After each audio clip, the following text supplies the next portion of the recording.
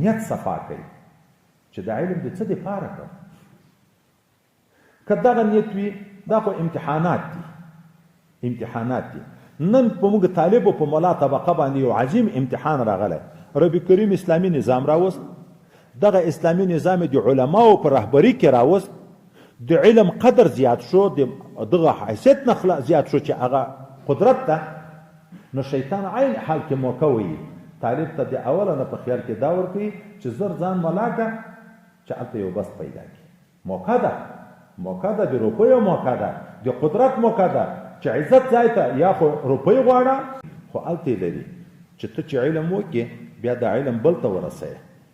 نو که ته مړ شم هغه تا شاګرد چې دغه علم خدمت کوي تا ته بې ثواب رسېږي.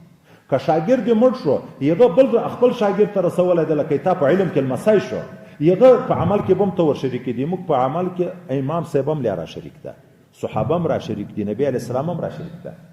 د علم غټ مقام خو په دغه حیثیت نه ده چې روپۍ په پیدا کړه، په دغه حیثیت ده چې صدقه جاریه ده. شاته نسل پرېږده د علم، خواري وکړه، شاګردان جوړ کړه، ملایان جوړ کړه چې هغه بیا خپل شاګردان جوړ کړي، د ټولو په ثواب کې به ته ورشریک یې.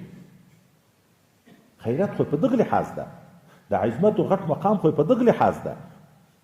نو نیت صفا که د خدای رضا چې زه په دغه علم هغه څه زده کړم چې په کوم شي الله راضي کېږي هغه به زه کړم.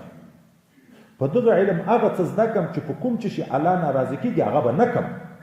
ځکه الله د موږ خالق ده، د موږ مالک ده، د موږ رازق ده، د موږ د عزت او د ذلت، صحت او د مرض، د هر څه مالک چکتندی ده. نو کوشش به دا کړم په علم دا شی زده کړم چې په کوم شي الله راضي کېږي. نو زه به هغه کوشش کوم په لمانځه راضي کېږي، په روژه راضي کېږي، په ذکر راضي کېږي، په زکات راضي کېږي، په جهاد راضي کېږي، په کوم نیک عمل چې راضي کېږي زه به د نیک عمل کوشش کوم. خو په ګناهو ناراضي کېږي، په کفر ناراضي کېږي، هغو نه به ځان ساتم. او بیا به کوشش کوم چې نورو خلکو هم د اصلاح دغسې کوشش وکړم، ځان هم اصلاح کوم په دغه علم، او د نورو د اصلاح کوشش هم وکړم. نیت به دغه وي د علم. تر ټولو نه مهم په هر عمل کې هغه اصلاح د نیت ده.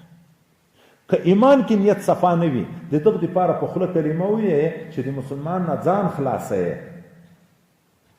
منافقت ورته ویل کېږي. هغه سړي ته مسلمان ویل کېږي چې په زړه کې ایمان نشته، په اخلاص ایمان نشته، صرف د خولې ایمان ده، د خولې په ایمان سړی خلاصېږي، منافقت ورته ویل کېږي. که عمل د دې دپاره کوي چې خلک مې صفت وکړي، ریا ورته ویل کېږي چې شرک خفي ده. نه ایمان بی اخلاص قبول ده، نه عمل بی اخلاص قبول ده. اول به نیت صفا کوي.